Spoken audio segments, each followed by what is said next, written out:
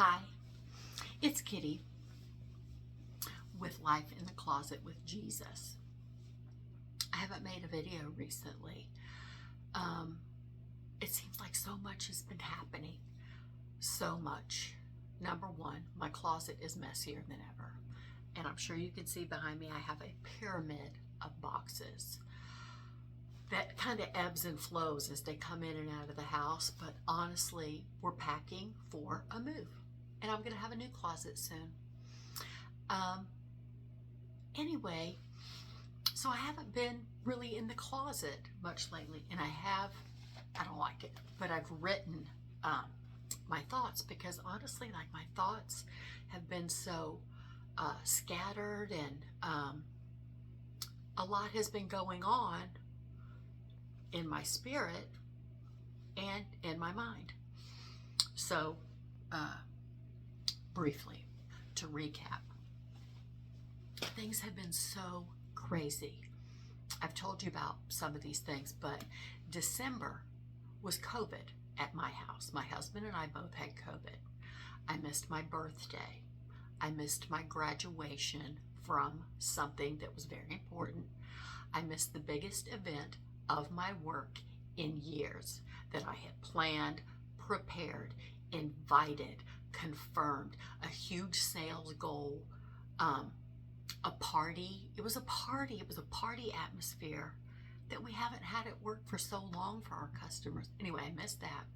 Christmas was atrocious. I think I probably went to bed at 2 in the afternoon because I was exhausted because I'd just gotten over COVID. So December, total wash. January, my mom fell. My mom lives in Arizona, far, far away from me. My mom fell. Ended up in ICU,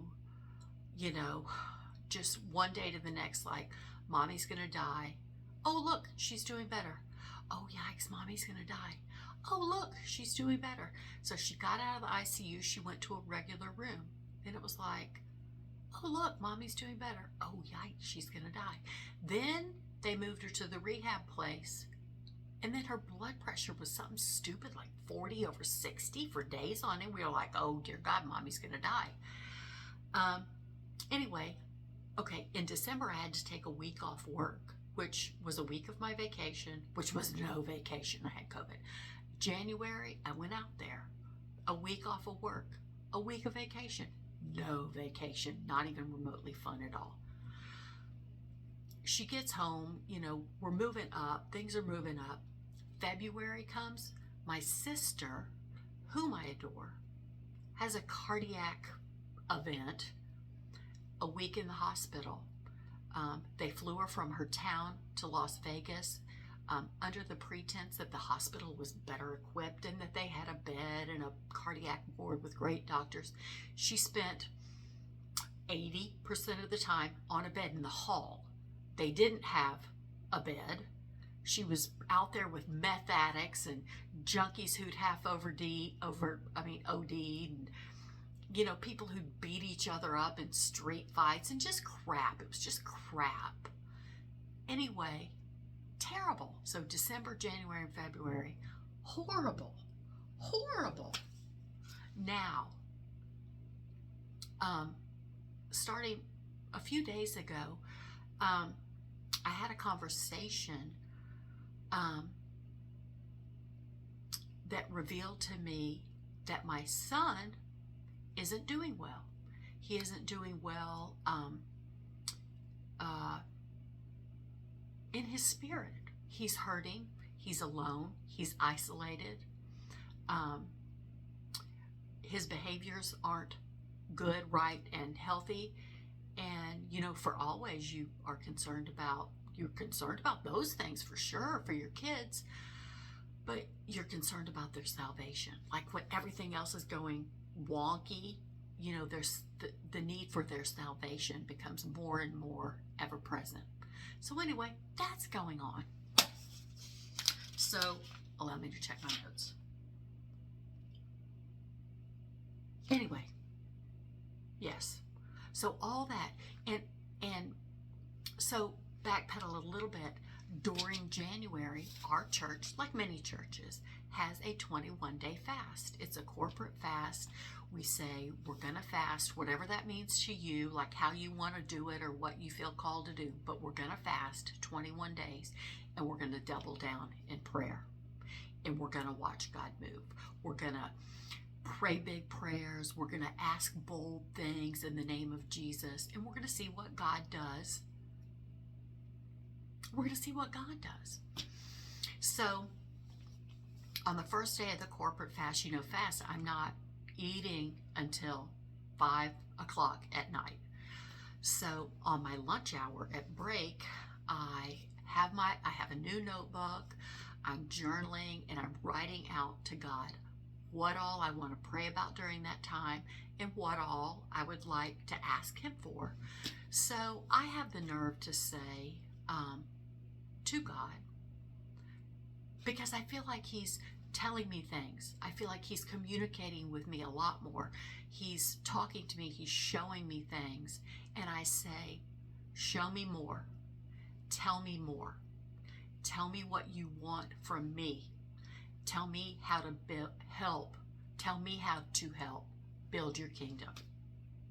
I want this time, this 21 days, Lord, to be about our relationship, you and me.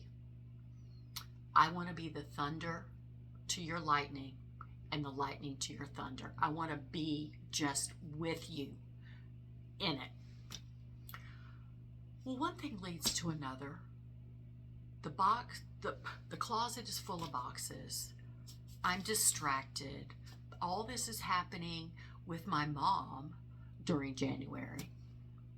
It's just bad, and it's just coming. It's just coming. And honestly, so during this time, I had asked the Lord, I want it to be about you and me. So during the time it was supposed to be about Him and me, all this happens with my mom. All this happens with my sister. Now what's happening with my son? And so I'm communicating, asking advice, telling situations, and I'm speaking to a lady pastor who I rely on at my church. She is my friend. She is my mentor. And I say to her, what the hell is going on here? And she just as matter-of-factly said to me, hell is what is going on here. Okay, well, that wasn't the answer I was expecting. I don't really know what answer I was expecting. And when you ask somebody what the hell's going on here, it's somewhat of a rhetorical question. But she had a very firm answer for me. And then she pointed out to me, all this is happening December, January, and February. What were you doing in September, October, and November? What was I doing September, October, November? I was sitting in this closet. I was praying. I was interceding. I was praying in the Spirit. I was warring in the Spirit for my people. I was crying out to God. I was singing, making a joyful noise unto the Lord, praising the Lord, asking Him to move in my life, move in the life of my family, surround my workplace with angels to, as regards my family, command your angels concerning them to lift them up in all their ways. I was interceding. So September, October, November, what was I doing? I was being the thunder. I was the thunder. And so the adversary, I don't give the adversary much airtime. Who wants to give him the time of day? Like, let's not give him more power than he deserves, or puff him up in any way. No. But the adversary was coming against me, and I hated it. And when my friend said, what were you doing September, October, November? I could see where it was coming from, but it wasn't coming at me. it was coming at my family. Honestly, too, what means the most to me, besides me and Jesus? My family. My family. My children, my sisters, a relationship with my mom, like a re-establishing a relationship with my mom. And it was just coming. And, you know, I'm sitting with boxes. I'm sitting with bags. It's a disaster in here, and it's not comfy.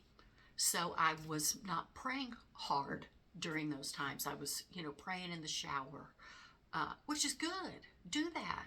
I was praying, you know, in my car on the way to work. That's good. Pray in the car on the way to work, for crying out loud. But it's hard to get necessarily in the presence of God in the car. Snippets here and there. I wasn't in contact like I had been for years in this closet. Anyway, so fast forward to now.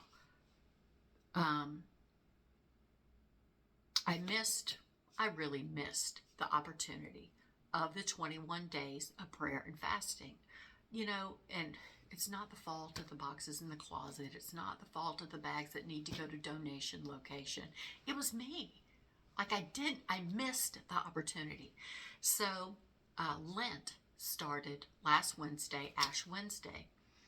And I don't really give up something for Lent or whatever, but some things had come into my spirit, and I thought, you know, now's the time to double down on Jesus. So I've decided purposefully to block out all social media. So I'm not going on anything. I'm not looking at it. I'm not clicking on it when it comes to my inbox. I'm not just going to take a quick peek. I'm not. I am eliminating all Fox News alerts that come to my phone. So when the little icon comes up at the top, I'm just swiping it away. I'm not looking at that. That's poison to my mind. Poison. It causes fear. It causes anxiety. I am also, ever since COVID, I wake up in the middle of the night every single night, around 2 or 3, and I'm awake for a little while, and I don't get uncomfortable or anxious about it, but I normally get up out of the bed, sit in the chair, and just scroll through what pops up on like a Google News feed type of a thing. And if something good comes up, I buy it in the middle of the night, which that's got to stop, or else I'm just scrolling and I'm looking at crap. It's crap. I do not need to look at one more thing of Prince Harry and Meghan Markle. No, for crying out loud. So I'm blocking all that. So I'm taking Lent to push out the things that rob me of my time, rob me of my peace, rob me of what could be time in the closet with Jesus. And I've decided to double down on prayer, double down on Jesus, double down on my Bible, and honestly sit in here with the music thing going out there and sing longer and louder than ever. Honestly. And Lent is 40 days between Ash Wednesday and, you know, Easter, 40 days. So I am hoping and I am prayerful, because I'm doubling down in prayer, that at the end of the 40 days, honest to goodness, I will be the thunder. If you need prayer, if you need intercession, if you need someone to hold your hand in the name of Jesus, go to my email, lifeintheclosetwithjesus@gmail.com. We're doubling down over here at the house. The boxes, they may ebb and flow, but I'm going to be sitting here on this pillow for the next 40 days. I'll see you again real soon. Much love in the name of Jesus.